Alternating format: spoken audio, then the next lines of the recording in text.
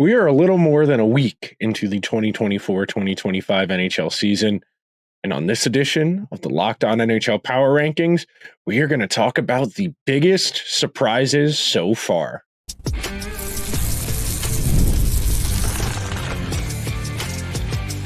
You're Locked On NHL, your daily podcast on the National Hockey League. Part of the Locked On Podcast Network, your team every day. Hello, everyone, and welcome to today's edition of the Locked On NHL Power Rankings. I am your host, Nick Zararis. Hunter Hode's usual co-host is traveling, wasn't able to find a time that works for him, so I am holding it down. Don't worry, I do have messages from Hunter to relay for today's show, and today's show is brought to you by our friends over at Gametime. Download the Gametime app, create an account, and use code LOCKEDONNHL for $20 off your first purchase. So, on today's edition of the Locked On NHL Power Rankings, we are going to bounce around a few of the big storylines that are developing in the early stages of the season. We are 8 days into the NHL season. The season started on October 8th. We are recording this on the afternoon of October 17th. And so far, we are watching the real impact, the real-time impact of the de-emphasis on the preseason and the chaotic nature of hockey's preseason. For a lot of these teams, they invite way too many players to preseason, to training camp. And they play split squad teams. They play teams that only have 2 or 3 NHL regulars in some games. And then some games, they play pretty close to a full NHL lineup. And because of that, we are watching the real-time ramifications of a de-emphasis on preseason. Because these teams still need to get a feel for each other, they need to get up to game speed, playing with each other at a full lineup capacity. We are watching some clunky ones. You know, that the Utah Rangers game from last week that ended going to overtime. That was 6-5. You've seen some really crooked numbers in some of these games. You know, the Oilers came out of the gate, got blown out by the Winnipeg Jets, losing 6-0 in their first game, but the Oilers picked up their first win over the weekend. So this first segment, we are going to tackle some of the teams that have gotten off to really hot starts. I think the most topical and the most interesting is the fact that the Calgary Flames are sitting at 4-0-0 through 4 games. And I'm going to flash the graphic here on YouTube. These are the Locked On NHL Power Rankings as voted on by my fellow Locked On NHL hosts. And the Calgary Flames sitting at second in the Pacific Division. And hand up, when Hunter Hodes and I did the Locked On NHL Power Rankings preview for the Pacific Division, I said the Flames were going to finish lower than the Sharks. I said the Flames were going to be in contention to be the worst team in the entire NHL, but they have gotten really strong starts out of the gate. Dustin Wolf had a really good start the other night. You've really done a nice job of integrating Anthony Mantha into that team so far, somebody who I've always been very bullish on as a player, but it hasn't clicked. You know, he's got really good straight line speed. He has a big frame, so he's able to throw it around a little bit. But when you're a team like the Flames and you are dealing with really, really difficult adverse circumstances, both in terms of you have very low expectations. If you're familiar with the 90s baseball movie Major League, where the owner is trying to move the team so they get rid of all of the good players and invite a bad roster to spring training. I'm not saying the Flames are trying to lose, but they know the objective this year is to have a high lottery pick and get as much developmental time for their young players as possible. And because of that, it puts the Flames in a position where they've really got nothing to lose. And for guys on that team who maybe want to get traded a year or two from now or this year, if you're somebody like a Blake Coleman, perhaps, who wants to get onto a team to pursue a Stanley Cup, maybe you're Rasmus Anderson, who's not too long away, you have something to play for. And nobody believes in us is one of the most galvanizing forces in all of sports. We have seen the nobody believes in us mantra go all the way. The most famous, of course, being the Philadelphia Eagles with Nick Foles. Only one team in the history of the NFL had won the Super Bowl with a backup quarterback. That was Jeff Hostetler. I forget which Giants Super Bowl that was. I want to say it was the one against the Bills in the 90s, but you understand what I'm saying here.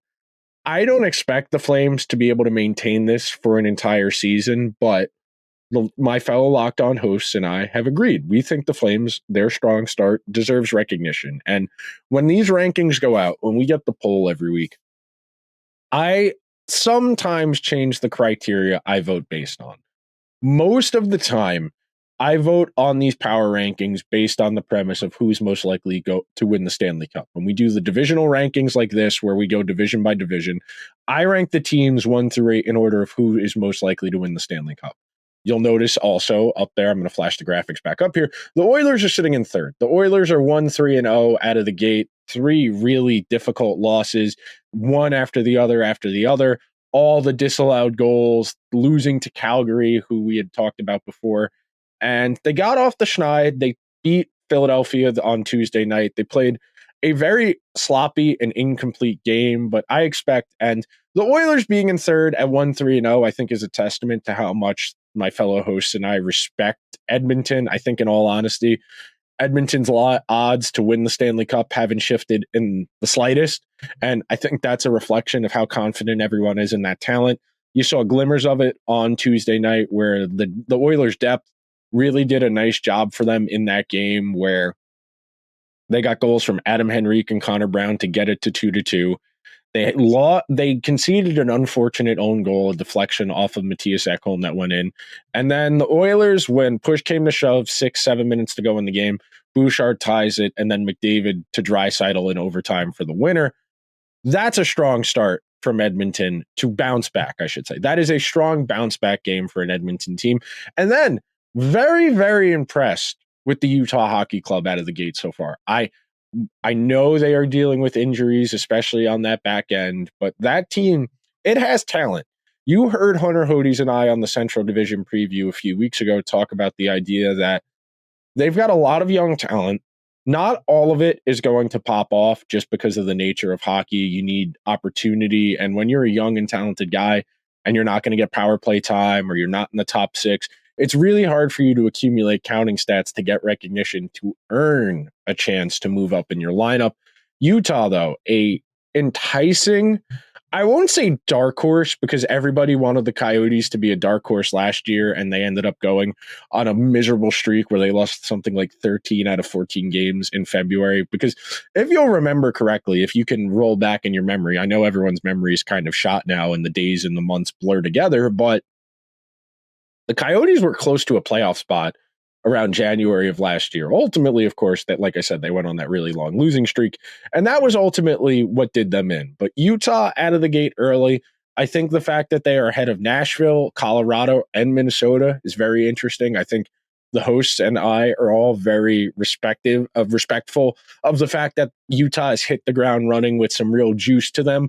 And that does matter. You know, when you are a team that's looking to prove itself and have an establishing season, a flag planting season, as we've been rebuilding for a long time, but now we're for real.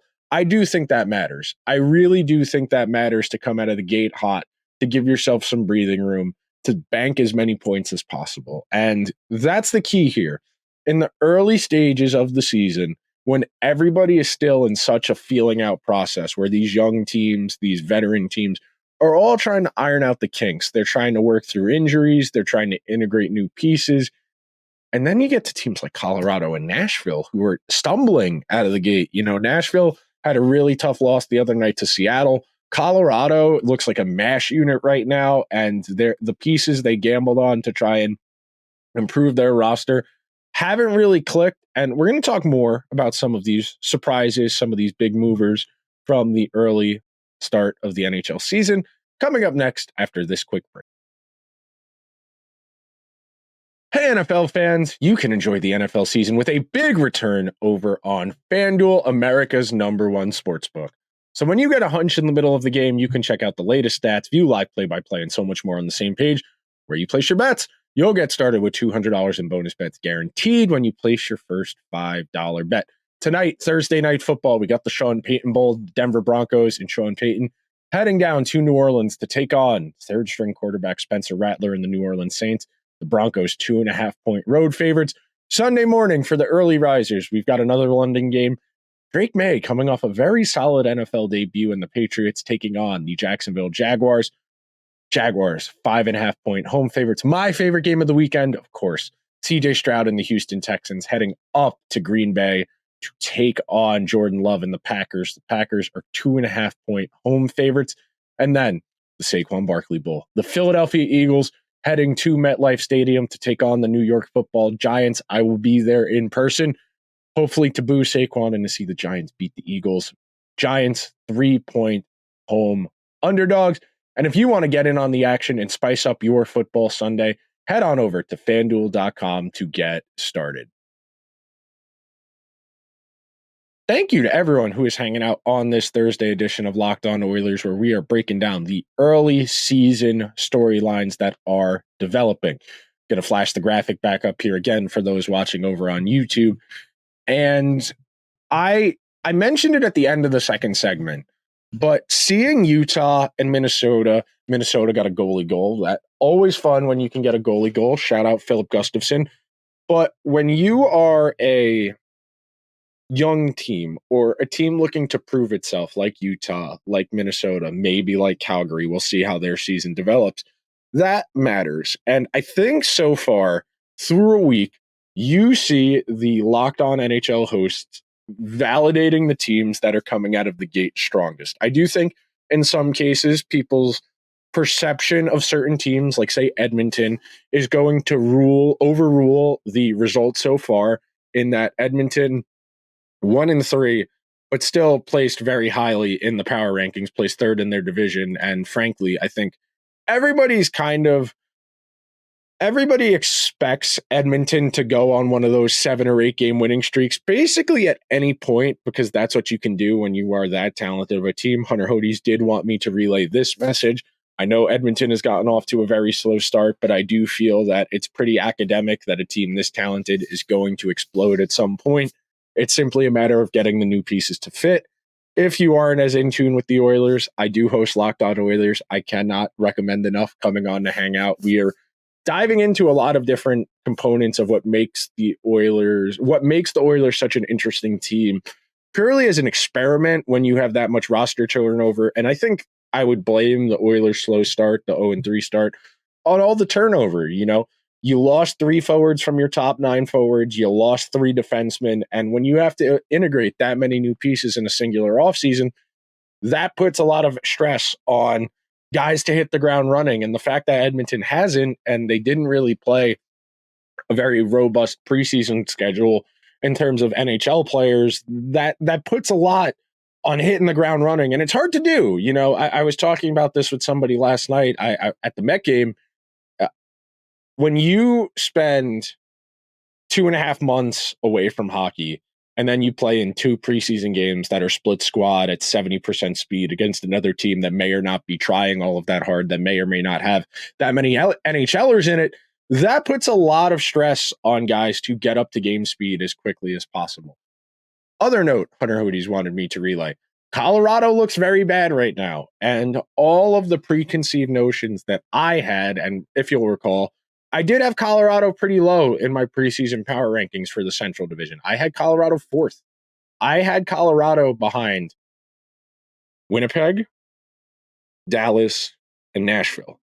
Having Colorado 4th was a bit dicey, but you think about the injuries that Colorado is dealing with right now, where Devon Toews is out, Miles Wood is out. They started the season without Landeskog, Nichushkin, or Lehkonen. Jonathan Drouin hurt as well. And they're really kind of boxed in right now. They are putting a lot of pressure on Nathan MacKinnon, Mikko Rantanen, and Cale Makar to carry the load.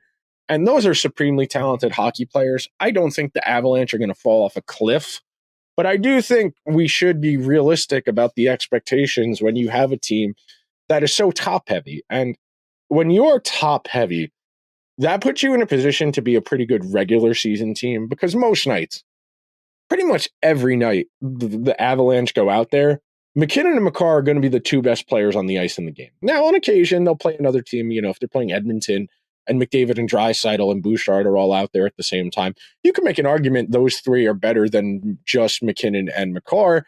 You maybe, if you want to talk the Rangers, if you got Panarin, Fox out there, maybe that's relatively close to MacKinnon, Makar, but it's not better. You can't even really do that with the Stars, because Jason Robertson isn't as individually talented as Nathan MacKinnon. But all that said, Colorado has issues to iron out. They are very injured. Their goaltending, Alexander Georgiev, has really struggled out of the gate.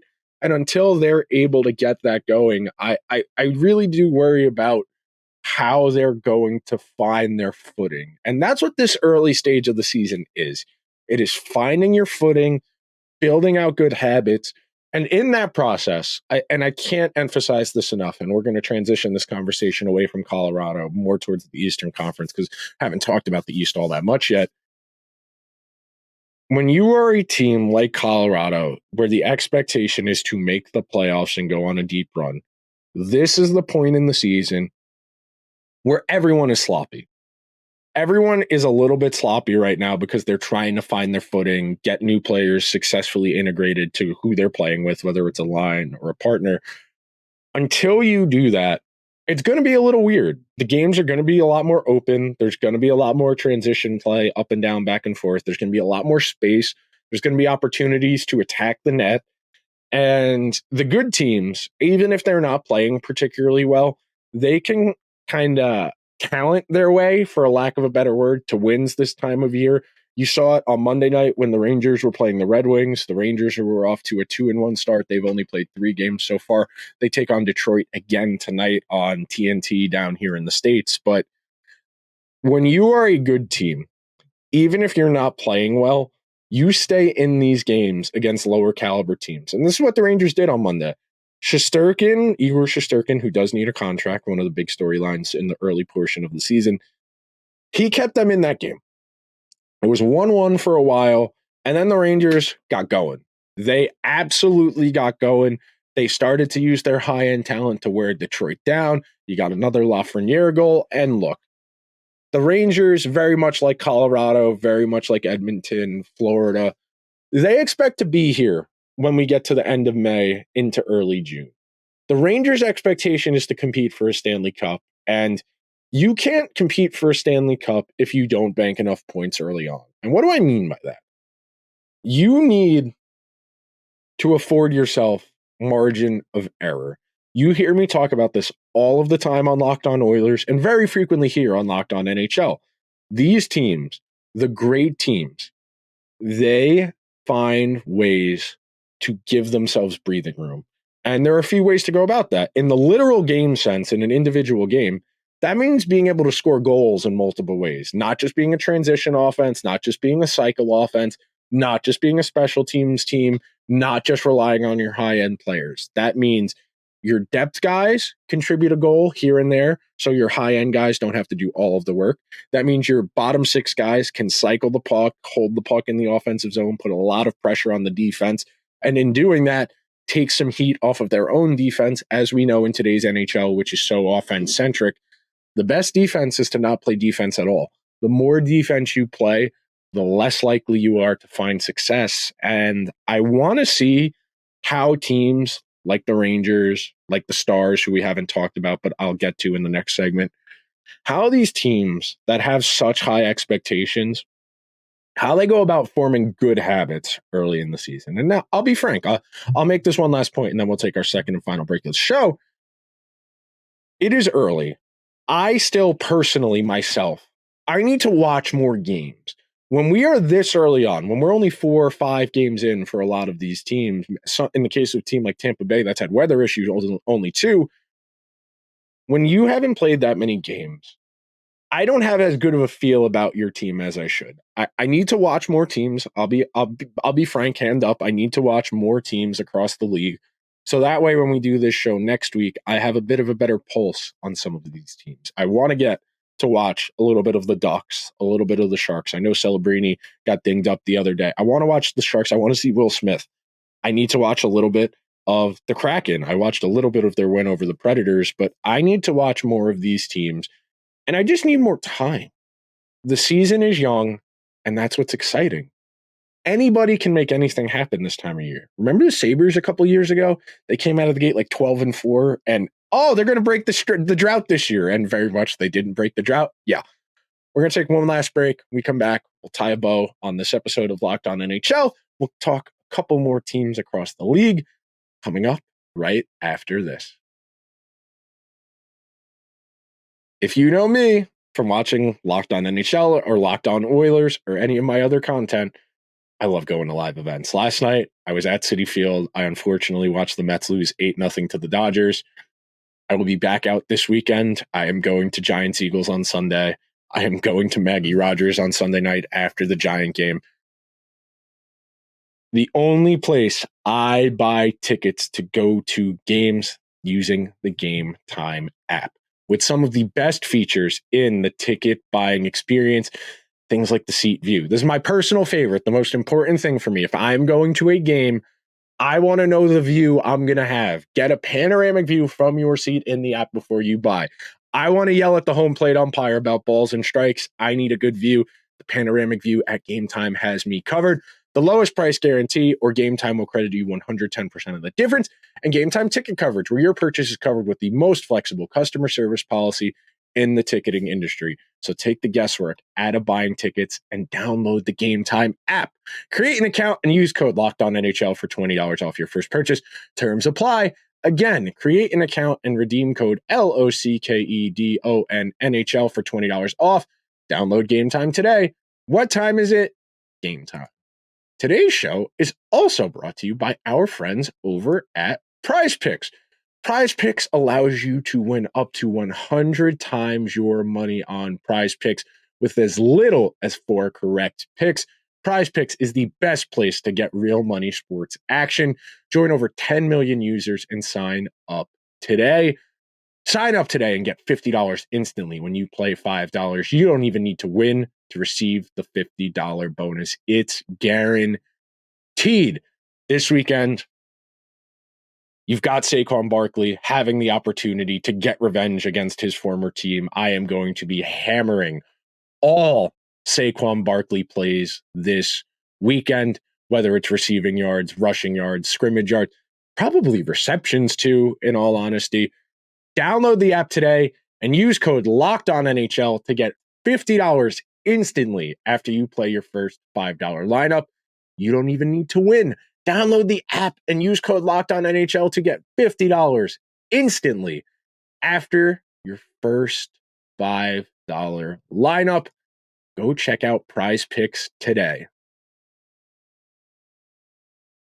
Thank you to everyone who is hanging out on this Thursday edition of Locked On NHL. No Hunter Hodes this week. Hunter is traveling, still not at his destination as of late Thursday afternoon. Travel delays prevented him from getting on for our normal early afternoon time slot. So I am doing my best to hold it down. Fear not, Hunter will be back next week to provide his perspective on the state of the league through 2 weeks. But pulling the graphics back up here again, we here at Locked On are about results. What have you shown me? And the poll, the rankings, they indicate that. Because you look at the Metro, where the Devils are off to a nice start, the Islanders are off to a nice start, the Hurricanes, who are presumptively better than the Islanders, we're playing this based on how they've done so far. You see the Blue Jackets down there in 8th, the Flyers in 7th, the Capitals in 6th, the Penguins in 5th in the Metro.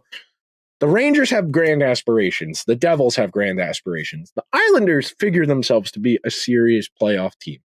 And the Islanders, their style of hockey, it lends itself to a certain result. You know, they consistently find ways to accumulate points, even if it's not the prettiest, even if it's not the most thrilling viewing experience. They do find ways to win in these difficult games, or at the very least, scratch playoff points. And then over in the Atlantic, the Leafs are off to a great start. There's 3-0-1. The Rangers take them on over the weekend. I'll be very curious to see how that game goes as far as a measuring stick between two teams. The Bruins, difficult loss to the Panthers. The Bruins' fourth line, I want to shout out, has been very good so far in the early stages of the season. And then Ottawa already dealing with injuries to Linus Ullmark in net, which is unfortunate because he's so crucial to what they expect. It's why I picked them to finish 5th in that division, ahead of Detroit, ahead of Buffalo, and ahead of Montreal. The Sabres have really, really struggled out of the gate. And look, I want to say this because I'm not positive I've said this yet. Most of these teams have played at most 4 games. 4 games. Most teams have at least 78 NHL games to go. It is a long season. That said, we have historically seen the teams that are in playoff spots at American Thanksgiving, they stay there. Most of the time, of the teams that are in the 16 playoff spots on American Thanksgiving, we typically see 14 of those teams end up making the playoffs outright. Last year was 15.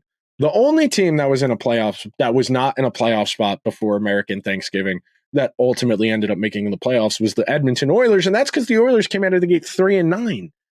When you come out of the gate 3-9 as a team supremely talented as Edmonton, who did go on to win 16 games in a row and 8 games in a row at 2 various points last season, when you are that talented, you are inclined to the benefit of the doubt. And I don't feel like I am explaining rocket science here. I feel like this is pretty straightforward as far as logic.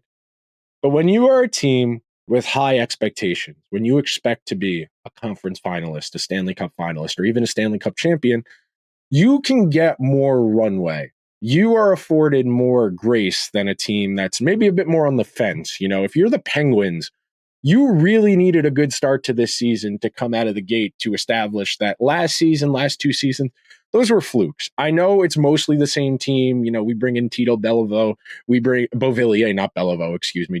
Rest in peace, John Bellevaux. I know he died a while ago, but Anthony Beauvillier, Kevin Hayes, not exactly world beaters, but you bring those guys in to provide some veteran presence, to bring in some experience, and you give a shout out to Sid and Malkin for another record they hit last night, milestone, I should say, not record.